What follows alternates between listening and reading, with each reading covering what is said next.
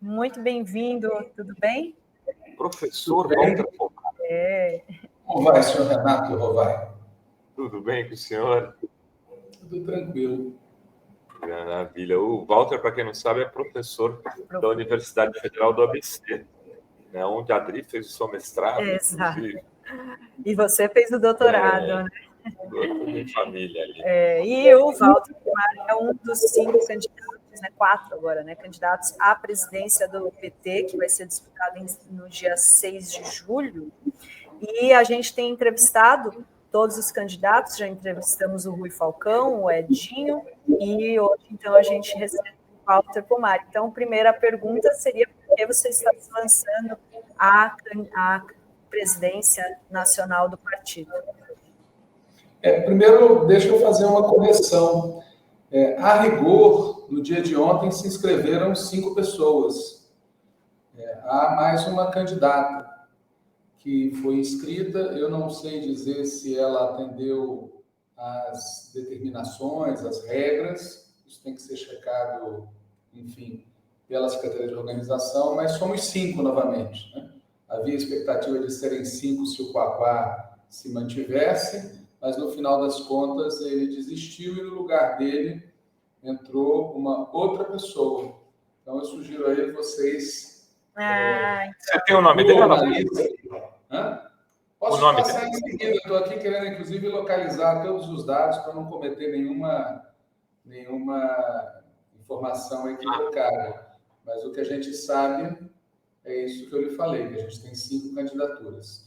Bom, mas respondendo a tua pergunta, a nossa candidatura e a chapa que ela encabeça, que chama Em Tempos de Guerra, a Esperança Vermelha, está relacionada com a avaliação que a gente faz sobre a situação do governo e a situação do PT. Na nossa opinião, tem que haver uma mudança de rumo urgente no governo e essa mudança depende de uma mudança de rumo no partido, que a gente também acha que deve ser muito profunda. O partido está com muitos problemas de orientação ideológica, muitos problemas de orientação política e muitos problemas de funcionamento. Então, essa, digamos assim, a pegada da candidatura e da chapa Em Tempos de Guerra, a Esperança Vermelha. Mudança, transformação, tanto no partido quanto no governo. Mas você sugeriria ao governo, então, começando pelo governo, Walter?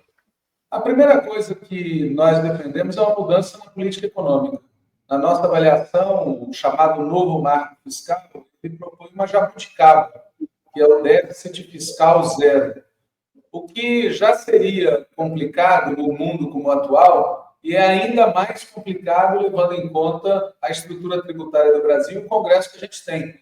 Na prática, déficit zero significa você cortar gastos e investimentos na contramão do que é necessário. O que é necessário é ampliar gastos, ampliar investimentos muito mais do que o que a gente vem conseguindo fazer. E o que é mais complicado ainda é que fazer isso num ambiente que tem um Banco Central que aumenta a taxa de juros de maneira totalmente criminosa provoca uma impossibilidade. É impossível você manter equilíbrio fiscal a não ser cortando, contingenciando. Então, essa é a primeira questão, mudar a política econômica. Uma segunda mudança, na nossa opinião, diz respeito à relação com o Congresso. O Congresso ele estabeleceu uma postura ilegal, que é um parlamentarismo, e um parlamentarismo bem barra pesada, baseado nas tais emendas discricionárias, que na prática transferem para os parlamentares individualmente a gestão de uma fatia importante do orçamento público. Isso não pode ser tratado como parte da paisagem. O governo vem se adaptando a isso. E não há expectativa nenhuma de que isso mude, porque ninguém a sério acredita que a gente vai conseguir, no próximo ano, eleger um Congresso com uma outra maioria. A gente pode melhorar a nossa presença, mas outra maioria não vai ter. Então, isso significa que tem que ter uma política de mobilização popular, de pressão social, de debate na sociedade para constranger esse pessoal e libertar o orçamento público dessa situação, que eu insisto, é ilegal. Não dá para ficar fazendo teoria a respeito, dizer, não, é um novo tipo, um novo modelo, não é bem mais o presidencialismo, é uma ilegalidade, que aliás começou no golpe de 2016. Vamos lembrar que aquele golpe contra a presidenta Dilma se baseava numa ficção, a ideia de que nós somos um regime parlamentarista, onde pode se compor uma maioria congressual que destitui uma presidenta. Nós não somos parlamentarismo. E uma terceira mudança diz respeito à ação do próprio governo numa série de áreas. Por exemplo, defesa. Eu estava ouvindo o comentário de vocês pouco antes de eu entrar sobre o golpe. Pois bem, a gente tem um ministro da Defesa que, na melhor das hipóteses, ele é um inocente útil a serviço dos golpes. Eu quero lembrar que esse cidadão dizia que os acampamentos frente aos quartéis tinham pessoas democráticas. Ele falava que tinha amigos e familiares. Quero lembrar que no fatídico 8 de janeiro de 2023, ele defendeu uma GLO, que era exatamente o que os Kids Pretos queriam para tentar transformar aquela ação num golpe vitorioso. Portanto, esse cidadão, ele representa os militares junto ao governo, e não é um ministro da Defesa. Outro exemplo, a gente tem na área da comunicação mais um ministro, né? É o segundo já dessa gestão, que não tem compromisso nenhum com a democratização da comunicação social, com o cumprimento da Constituição. Em outras áreas do governo, a gente tem a implementação de políticas públicas que estão aquém do programa que foi aprovado tanto no primeiro quanto no segundo turno. Então, essas mudanças, e a última que eu queria citar, é mais grave. O governo tem que ser protagonista da disputa política do país. O Lula, presidente da República, ele age nesse sentido. O governo não. O governo tem freio de mão puxado, ele não participa do debate político do país, ele se ausenta em momentos decisivos, como foi o caso da comemoração, entre aspas, né, que nós deveríamos ter marcado com um evento muito forte dos 60 anos da ditadura. Então, essas mudanças no governo, na nossa opinião, são necessárias para que a gente possa vencer em 2026 em melhores condições. Para encerrar a resposta, qual é a avaliação que eu faço hoje? A gente ganha a eleição. A questão é como a gente ganha a eleição. Se a gente vai ganhar em piores condições que em 2022 ou em melhores condições. A gente já passou por isso no passado. Em 2006, a gente ganhou em melhores condições, fizemos um segundo mandato superior e a gente tem saudades daquele período. Em 2014, a gente ganhou em piores condições e a gente sabe o que aconteceu depois. E veio o golpe, né? A gente viu o que aconteceu. E em relação, então, se falou de todas essas mudanças em relação ao que o governo poderia fazer. E em relação ao partido, o que o partido poderia fazer melhor para até ajudar essas questões, essas questões se melhorarem, né? Por exemplo, essa questão das emendas, todas essas transformações da política econômica que você citou, como o partido poderia ajudar o governo a fazer isso? A primeira coisa é que o partido não pode ser uma repartição do governo. Eu vou dar como exemplo um quase candidato à presidência do partido que desistiu dizendo que ele atende à vontade do presidente, qualquer que seja. O PT não pode ser isso. O PT tem que ser autônomo em relação ao governo, inclusive para defendê-lo melhor, para criticá-lo quando necessário, para empurrá-lo e disputá-lo pela esquerda. É um governo de frente, é um governo de coalizão. E para isso o PT não pode ter na sua presidência ou na sua direção quem se comporte como ministro do presidente. Ministro do presidente está lá no governo. O papel da presidência do partido, o papel da direção do partido é ter autonomia. E isso inclui, insisto, às vezes definir uma posição que é diferente da do governo. Às vezes criticar publicamente o governo e sempre pressioná-lo e disputá-lo. Porque um governo de coalizão só pode ser defendido se tiver apoio social. Se não tiver apoio social, quem vai prevalecer são os outros. Essa é a primeira questão. A segunda questão é o longo prazo. O PT não nasceu para ganhar eleições. O PT nasceu para transformar o Brasil numa perspectiva profunda e com uma orientação socialista. perder de vista esse objetivo de longo prazo enfraquece e contamina toda a atuação do PT. Todos os petistas da velha guarda e da nova guarda sentem que o partido está mudando de natureza, mudando de feição, mudando de comportamento, se normalizando, se convertendo em muitas cidades e estados numa coisa parecida com outros. Isso, na nossa opinião, tem relação com a perda dessa perspectiva estratégica, dessa perspectiva histórica do socialismo. Na nossa opinião, o partido tem que reafirmar com muita força que ele defende soberania nacional, igualdade social, liberdades democráticas, desenvolvimento e socialismo. Em terceiro lugar, o partido tem que voltar a ser militante. Tem que ter militância cotidiana o tempo todo, não apenas em época de eleições. É muito comum que o pessoal fale que o partido tem que regressar aos territórios, tem que voltar a fazer trabalho de base.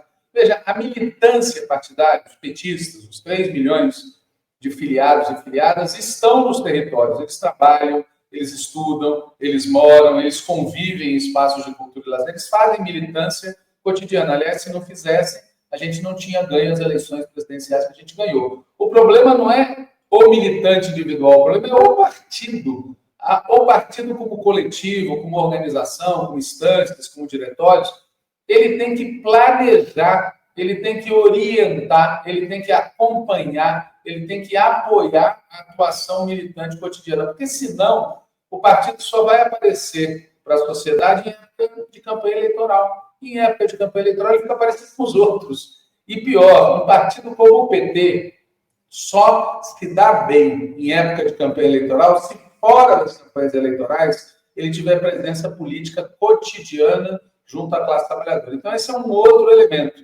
O partido tem que ter vida militante o tempo todo, não apenas nos anos pares. E, por fim, a gente acha essencial que o partido esteja presente nas lutas sociais, não apenas apoiando, mas estimulando, planejando, participando delas desde o início. O PT é não apenas uma instituição, ele é também um movimento. Ele é o maior movimento social que tem no país. Para ter uma ideia, nós tivemos 60 milhões de votos para o Lula na eleição presidencial. Uma parte disso foi dado por petistas. Pois bem, quantos afiliados a sindicatos tem no Brasil? Menos de 10 milhões. Tem mais gente disposta a receber o chamado do PT do que gente afiliada a sindicatos. Isso é bom? Não, isso é péssimo. Mas isso obriga o PT a ter uma atitude mais proativa. E, para não dizer que não falei de flores, tem uma outra questão que tem aparecido muito nas discussões, que eu queria aproveitar a oportunidade para comentar, que é o PT tem que escapar da tutela dos parlamentares. O PT, em muitos locais do país, ele está submetido a uma tutela dos parlamentares, dos deputados, dos vereadores, dos governadores. Isso não pode existir. O PT tem que ter vida autônoma e ele tem que orientar os mandatos que ele conquista. Ninguém chegou a lugar nenhum, nem o Lula, na ausência do PT. É graças ao PT. Então, o PT tem o direito de orientar esses mandatos que ele conquistou. Walter, em resumo, você acha que o partido e o governo têm que ir mais para a esquerda, é isso? Em resumo, sim. E aí eu te pergunto, na conjuntura atual, onde a de extrema-direita tem avançado em vários lugares e onde o Lula se elegeu aqui graças a uma grande frente ampla, como conciliar essa ida à esquerda com digamos, a correlação de forças que existe, por exemplo, no parlamento? Perfeito. O pressuposto da tua pergunta é que indo para a esquerda a correlação de forças piora, que indo para a esquerda é mais difícil derrotar a extrema-direita, e o meu pressuposto é o oposto desse. O meu pressuposto é que para derrotar a extrema-direita é preciso ir para a esquerda. Para derrotar a extrema-direita, para derrotar o neofascismo, é preciso adotar políticas que ganhem os trabalhadores que estão sendo enganados pela extrema-direita. Aí, qual é a explicação que eu dou para essa minha interpretação? Primeiro, uma explicação histórica. Não é por acaso que quem derrotou o nazifascismo na Europa foi a esquerda comunista e socialista, não foram os liberais. não foram os liberais. Porque na hora do enfrentamento com a extrema-direita, é a esquerda que oferece saída. Segundo, por qual motivo a extrema-direita, nos Estados Unidos, por exemplo, ou na Europa, ganha votos de trabalhadores? Porque os trabalhadores que são esmagados por uma exploração maior são também confundidos e divididos por uma política deliberada de jogar a culpa dos problemas no migrante, jogar a culpa dos problemas naquele que é diferente, jogar a culpa dos problemas das mulheres. Como é que você enfrenta isso? Você enfrenta isso oferecendo uma outra alternativa de sociedade. E, do ponto de vista econômico-social, que é o mais importante, o que joga uma parte da classe trabalhadora nos braços do neofascismo? O desespero, a falta de perspectiva, a piora das condições de vida provocadas pelo neoliberalismo. Se você não melhorar a vida do povo, se você não enfrentar o capital financeiro, se você não enfrentar o agronegócio, se você não mostrar que a esquerda é capaz de melhorar as políticas públicas, melhorar a vida, e se você não politizar tudo isso pela esquerda, quem vai ganhar é a direita. Esse é o ponto que muitas vezes é o fulcro, né? Essa pergunta que você fez é o centro da disputa política dentro do PT. A gente tem que se aliar com os neoliberais contra os neofascistas, ou, para derrotar os neofascistas, é preciso também enfrentar o neoliberalismo. A minha opinião é essa. A minha opinião, por exemplo, é que nós não podemos correr o risco que o Biden correu nos Estados Unidos. O que aconteceu no governo Biden? Você olha os indicadores econômicos, você não entende por que a Kamala Harris perdeu, porque a situação econômica estava melhor quando terminou o governo Biden do que quando começou. Tinha inflação? Tinha, mas tinha mais emprego, tinha mais renda. Por que perdeu? Porque, entre outras razões, a classe trabalhadora branca dos Estados Unidos vem há décadas, por conta das políticas neoliberais, perdendo o horizonte. Deixou de ter aquela expectativa típica do American Way of Life de que a vida ia melhorar se você se esforçasse. Aí veio o neofascismo e disse, isso daí que você está sofrendo é por causa daqueles caras que os democratas não conseguiram enfrentar esse debate. Nós podemos enfrentar porque nós somos de esquerda. Nós temos como enfrentar porque a gente pode falar a crítica ao capitalismo, a crítica ao neoliberalismo, propor políticas democráticas e sociais efetivamente corretas e não ficar prisioneiro de uma mediação com os neoliberais, que, na minha opinião, só favorece aos neoliberais e favorece aos fascistas. E, por fim, veja, a correlação de forças existe para ser mudada. Se a gente não disser, olha, a mudança é por aqui, se a gente ficar só dizendo a correlação de forças está ruim, o que está ruim mesmo, sou o primeiro a reconhecer isso, e daí? Eu quero saber como é que sai. O que eu estou dizendo é a saída pela esquerda. O que os outros estão dizendo? Eu ouço, por exemplo, de um candidato a seguinte frase, que eu já ouvi também de ministros: precisamos de uma frente ainda mais ampla. Mais ampla com quem? Uma parte dos que nos apoiam, ou melhor dizendo, uma parte dos que compõem o governo conosco hoje, já estão sinalizando que vão pular de barco. Já não votam conosco em questões essenciais do Congresso. Nós vamos fazer uma frente, na minha opinião, com as camadas populares. Aliás, encerro com isso, quem deu a vitória ao Lula não foi a frente ampla, na minha opinião. Quem deu a vitória ao Lula é ganhar os dados. Os trabalhadores pobres, que ganhavam 2 salários mínimos, mulheres, negros, moradores de periferia e o pessoal do Nordeste. Foi isso que deu a vitória. Então, essas pessoas que hoje, as pesquisas indicam, estão decepcionadas. A extrema-direita não está crescendo. Aliás, é a mesma coisa que aconteceu nos Estados Unidos. O Trump ganhou, mas ele, na verdade, teve menos votos agora do que teve na outra eleição. O que aconteceu é que a Kamala Harris teve muito menos voto do que o Biden, porque uma parte do eleitorado democrata se decepcionou. Nós estamos começando a ver isso entre nós. As pesquisas nossas mostram que está havendo um crescente, uma perda de confiança, uma decepção no nosso eleitorado. Como é que se recupera essas pessoas? Fazendo o que a gente prometeu que ia fazer em 2022. Eu quero, exemplo, reforma agrária. Tem que ter reforma agrária.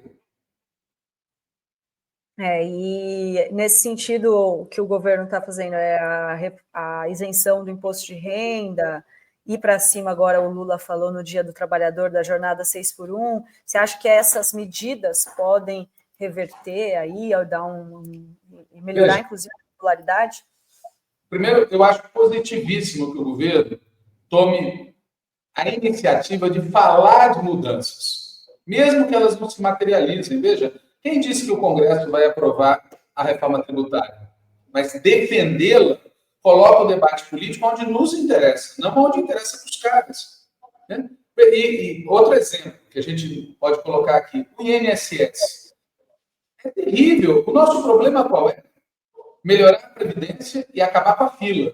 Como a gente não fez isso, os caras colocam outra pauta por incapacidade e confusão, tá certo? Não vem nem ao caso. Mas se olha os números hoje, a fila aumentou. A fila aumentou. Então, assim, nós temos que falar de coisas diferentes, como você disse, fazer coisas diferentes. O problema é que, no caso específico da política econômica, o Congresso não vai aprovar a taxação sobre os ricos da maneira como nós defendemos. Quem acreditar nisso, ok, mas não vai. Portanto, a política econômica não pode ser atual. Porque se a gente não vai aprovar a reforma tributária e a gente defende déficit zero, a consequência é que nós vamos entrar no ano da eleição fazendo um corte. Isso não tem como dar certo, pessoal. Não tem como dar certo. Tem que mudar. Rovai. Walter, em relação a essa... Você fala, olha, nós temos que fazer uma aliança com pela mais à esquerda, um programa mais à esquerda, e não vamos derrotar os fascistas com neoliberais. Então, você, presidente do PT, né, na eleição do ano que vem, você desestimularia o Lula, por exemplo, a ter um vice como Geraldo Alckmin e defenderia uma aliança com outros partidos que não o PSB, que tem uma parte hoje de seu comando de pessoas que defendem mais essa frente ampla e vem de uma política de neoliberalismo, como o próprio Alckmin? Não, primeiro, o PSB, na minha opinião, tem que fazer parte da nossa aliança. Essa é a primeira coisa que eu quero falar. A segunda coisa que eu quero falar é: existem dentro do governo e do PT, pessoas que são a favor da frente ampla e que defendem mudar o vice. Então, a questão do vice tem uma autonomia em relação a esse debate. Vou dar dois argumentos. O primeiro é a eleição de São Paulo, que é uma eleição decisiva, certo? Aconteça o que acontecer, Tarcísio candidato a governador ou Tarcísio candidato a presidente da República, a gente precisa ter uma chapa muito potente em São Paulo, tanto para o Senado quanto para o governo. E existem alguns nomes que podem estar nessa parada. O Márcio França, que já se lançou, mas que, na minha opinião, não é dos melhores. O Haddad e o Alckmin. Outra questão. Todo mundo sabe que essa eleição de 2026 é a última em que o Lula vai disputar como candidato a presidente da República. É a última. Ele, se disputar e ganhar, não estará em 2030. A pergunta é: nós queremos um vice de outro partido ou, dada essa circunstância, nós achamos importante que o PT tenha um vice? Veja, há questões relacionadas a vice que não estão relacionadas ao tema da frente ampla, mas estão relacionadas à tática eleitoral que nós vamos adotar em 2026 em São Paulo e está relacionada à tática eleitoral que nós vamos adotar em relação ao futuro. Mas, repito, na minha opinião, o PSB deve estar na frente. O meu problema não é com o PSB. O meu problema é com os partidos, tá certo? Que são, sem sombra de dúvida, partidos de direita e que defendem defendem integralmente políticas que não têm nada a ver com a nossa trajetória. Tem uma pergunta aqui da Nelly, e aí eu já emendo com uma pergunta também que eu ia fazer. Ela diz: sinto muita falta de políticos do PT nas periferias. Sozinha não consigo mais do que militar nas redes. Militância urgente. E aí eu pergunto o que fazer para voltar para as bases, né? Como o pessoal tem dito, ir para o PT estar nas ruas e mobilizar mais, porque, por exemplo, agora eu estava vendo a Rota 22 que o PL está organizando. Vai rodar o Brasil fazendo doutrinação da extrema-direita. Que atividades, como que o PT pode estar mais presentes nas periferias, nos bairros, na vida cotidiana das pessoas? Veja, eu volto àquilo que eu falei antes. O militante individualmente está presente. O problema é a organização partidária. Então, primeiro, esse modelo caravana tem que ser resgatado. As direções partidárias, as direções têm que fazer caravanas. Não são os mandatos. Os mandatos, eles operam na lógica da sua autorreprodução. E eles operam numa lógica de competição entre eles. Porque, infelizmente, essa é a dinâmica política do país. Se houvesse lista partidária, seria outra coisa. Então, quem tem que organizar a presença do partido nas cidades, nas periferias, nos territórios, nas escolas, nas empresas, nos espaços de cultura e lazer, são as direções partidárias. E, para isso, precisa ter plano. Por exemplo, nós temos aqui na cidade de São Paulo, onde eu estou falando, mais de 30 zonais. Uma parte dessas zonais não tem sede. E essas zonais cobrem territórios imensos. É preciso ter um plano para a criação de sedes populares, espaços onde o PT possa convocar reuniões, realizar atividades de cultura e lazer, espaços de convívio, espaços, inclusive, de assistência social, em alguns casos, espaços de militância permanente. Se não tem um local para onde as pessoas possam se dirigir para conversar, para bater papo, para fazer alguma atividade cultural, você não cria presença permanente. A direita faz isso. Claro que a direita tem vantagens comparativas imensas, né? Tem meios de comunicação poderosos, tem estruturas do crime, tem as estruturas das igrejas, mas nós já tivemos tudo isso no passado. Nós tivemos mais do que eles, estruturas muito fortes na periferia, os sindicatos, os movimentos populares, a Igreja Católica, e nós nos deixamos que isso fosse perdendo presença. Existem ainda em alguns locais, mas perdeu força. Então tem que recuperar. Na minha opinião, não tem mistério, porque são coisas que nós já fizemos e precisamos voltar a fazer. Agora tem muito trabalho e vai demorar um tempo até que a gente reestabeleça a presença não só do PT, mas da esquerda como um todo. Por exemplo, os sindicatos. Os sindicatos têm que construir espaços que penetrem também nesses territórios, porque senão o que vai prevalecer é o crime, é a igreja fundamentalista e é a direita. E isso que você falou é interessante. A extrema-direita hoje no Brasil adotou um estilo de funcionamento militante, ao estilo do que a esquerda fazia no passado. Mais um superchat, Robai, não sei se você tem. Não, pode. O Gilmar, ele diz, com meus 70 anos, acho que o PT morreu em PS como em Santos. Depois da ótima Thelma de Souza, o PT aqui morreu. Só temos o Caseiro. Temos o Caseiro, que se elegeu o terceiro mais votado aqui em Santos pelo PT. Comente onde erramos. O terceiro mais votado da cidade. Da cidade, da cidade, né? De todos os vereadores. Aí ele pede para comentar. Comente onde erramos. Eu não acho que o PT morreu em lugar nenhum, sinceramente. O que às vezes desaparece é a estrutura do partido, ou então o partido não tem um mandato, ou tem uma força eleitoral pequena. Mas o PT é muito mais do que isso. Quer dizer, o PT é uma força política e social no país muito poderosa. E o nosso desafio é fazer com que essa força ela tenha também uma estrutura, uma orientação política, uma presença cotidiana. Eu tenho absoluta certeza que em Santos, como todas as outras cidades do país, tem muita gente disposta a construir o PT cotidianamente. O que precisa, na minha opinião, é de cima para baixo vir uma orientação e uma prática, certo? Um exemplo de trabalho permanente no sentido de reconstruir a presença militante do partido.